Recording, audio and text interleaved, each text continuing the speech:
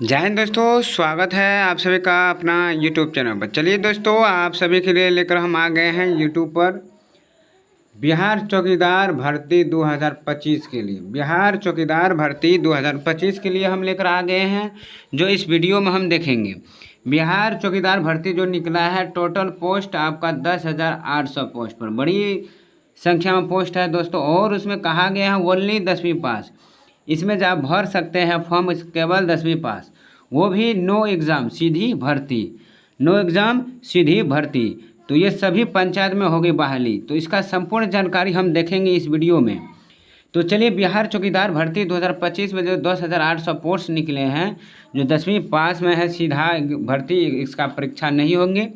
तो इसका प्रोसेस हम जानते हैं कि इसका प्रोसेस आगे क्या है, एग्ज़ाम क्यों नहीं होंगे। तो ये चलिए जब बढ़ते हैं, तो जितने भी साथी हमारे इस चैनल पर जुड़े हुए हैं सभी का स्वागत है। और जो भी अभी हमारे इस चैनल वीडियो पहली बार देख रहे हैं, प्लीज़ इस चैनल को ज़रूर सब्सक्राइब कीजिएगा।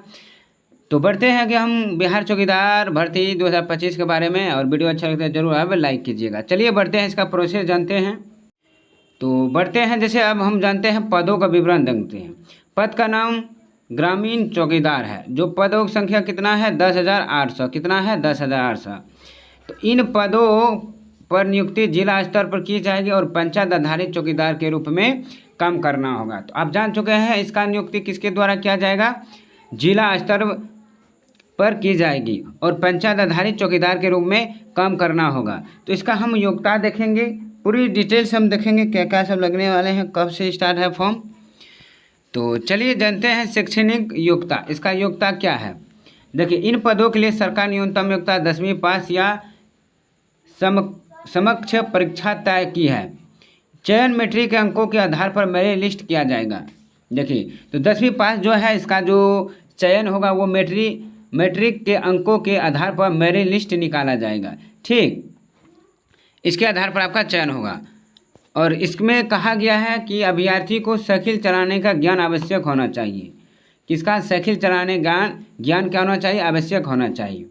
महिला अभ्यर्थियों को इन शर्तें से छूट दी जाएगी। जो महिला अभ्यर्थी है, इन शर्त पर आपको उसको छूट दी जाएगी। और समान अंक वाले की स्थिति में जन्म तिथि के आधार पर वरीयता दी जाएगी। ठीक, तो की जाएंगी।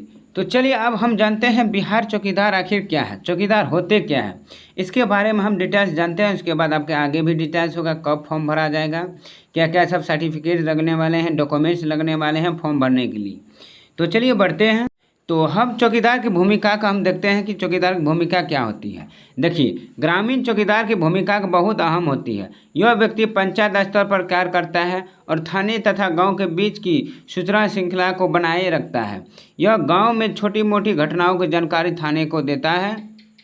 किसको देता है, थाने को देता है। और किसी भी अपराध की जानकारी एकत्र करता है।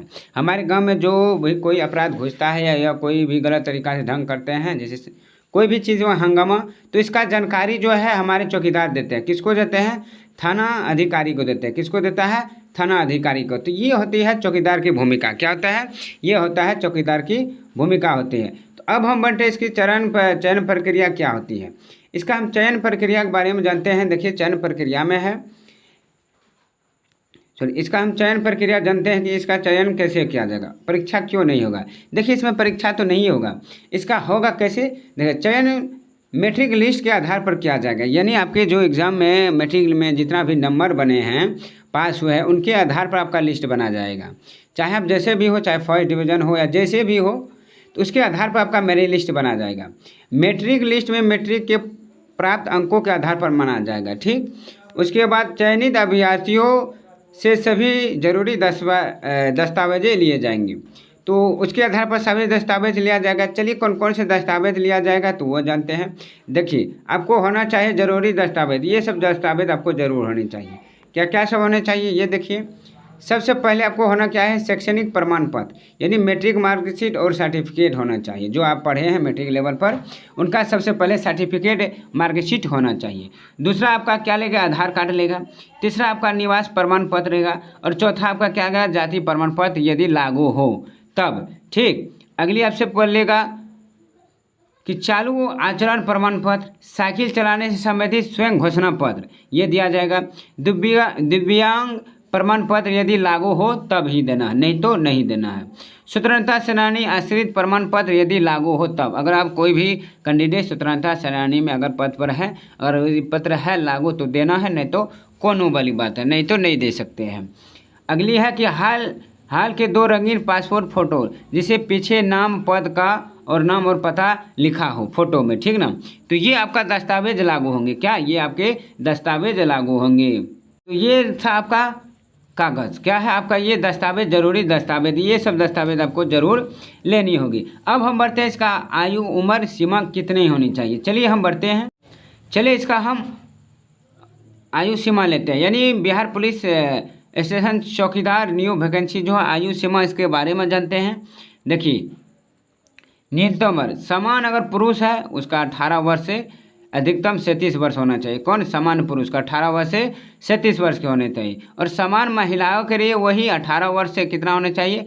40 वर्ष, 18 वर्ष से 40 वर्ष। वहीं पर ओबीसी और ईबीसी का जो भी हो, ईबीसी पहले ओबीसी था अब ईबीसी हो गए, इसका भी होना चाहिए कितना? 18 वर्ष, लमसम कितना?